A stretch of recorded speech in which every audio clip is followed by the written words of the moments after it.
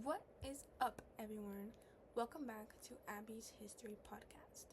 Today, we're going to be diving into one of the most dramatic, this actually happened, moments in early American history. The Whiskey Rebellion. Yeah, it was a rebellion over whiskey. And no, it wasn't just because people liked to party. So, let's go back to the 1790s. The United States is basically a baby country, brand new, little broke, and trying really hard not to fall apart. Alexander Hamilton, who was basically the government's financial genius, comes up with a plan to fix the money problem. And the part of that plan is a tax on whiskey. Now, let's imagine you're a frontier farmer in western Pennsylvania. You're living far from big cities, and honestly, life is rough. Whiskey isn't just something you drink.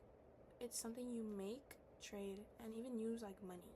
It's your side hustle, your backup plan, I don't have money, but I have this plan. So, when the government says, hey, pay a tax on that, people are like, no, are you crazy? At first, it's just complaining, like every group chat ever. But then it escalates, and it escalates fast.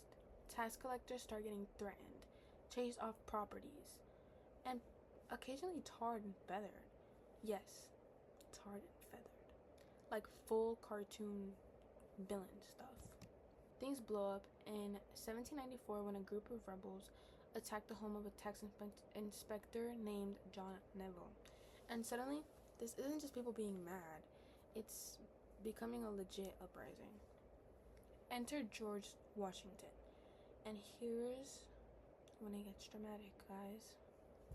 Washington looks at this rebellion and goes, okay, we just built this government, we literally just made these laws, and we're already having people try to overthrow them? No way. So he gathers up nearly 13,000 militia troops, one of the biggest armies he ever commanded, and personally rides out to Pennsylvania. Yeah, the actual president of the United States puts on his uniform and says, let's go.